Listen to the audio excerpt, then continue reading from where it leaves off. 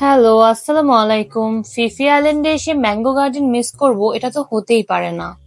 আমাদের এই ভিডিওটি থাকবে ফিফি আইল্যান্ডের সেই বিখ্যাত ম্যাঙ্গো গার্ডেন নিয়ে। এটি একটি বাজেট ফ্রেন্ডলি রেস্টুরেন্ট। এখানে সব ডেজার্টস অ্যান্ড ড্রিঙ্কস সবই ম্যাঙ্গো দিয়েই তৈরি। ম্যাঙ্গো দিয়ে যে এত রকমের ডেজার্ট বানানো যায়, আপনি এখানে না আসলে বুঝতেই পারবেন না। এখানে আপনারা পাবেন বিভিন্ন রকমের mango sticky rice, mango with coconut pudding, mango smoothie, আরো অনেক কিছু।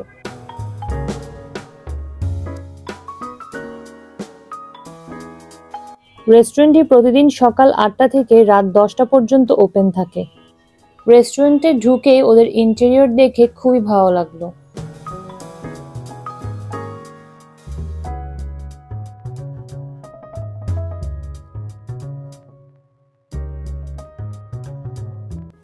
আমরা আপনাদের এক নজরে ওদের ফুল মেনুটা দেখানোর চেষ্টা করলাম।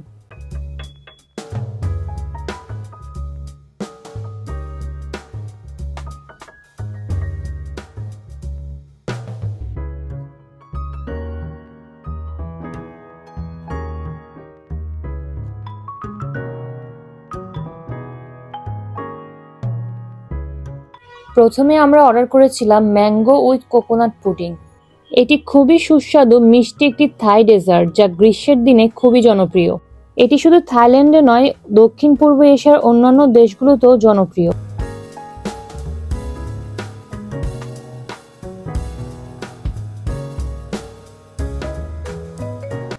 অর্ডার দেওয়ার পর ওরা আপনাদের সামনেই সবকিছু তৈরি করে দিবে। ফিফি আইল্যান্ডের বেশিরভাগ রেস্টুরেন্টই নন এসি, কিন্তু এই রেস্টুরেন্টটাতে এসি ছিল।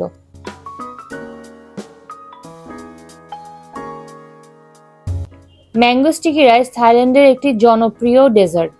এখানে দুই ধরনের স্টিকি রাইসের সাথে ছিল mango and coconut milk. Mango sticky রাইসের মধ্যে মিষ্টি, ক্রিমি এবং সামান্য নোনতা স্বাদের একটি দারুণ ভারসাম্য থাকে। কোকোনাট আইসক্রিমের সাথে এই ম্যাঙ্গো স্টিকি রাইসটা খেতে অসাধারণ লাগছিল। কোকোনাট পুডিংটা এত সফট আর জুসি ছিল, আপনারা যদি এটা ট্রাই না করেন তাহলে একটা বিগ মিস।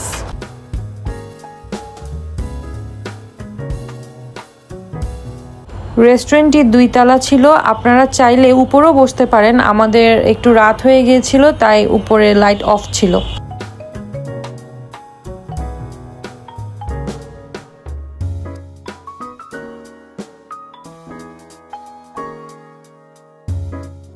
আজকের মতো এখানেই শেষ করছি। আবার চলে আসবো নতুন কোনো ভিডিও নিয়ে। আল্লাহ হাফেজ।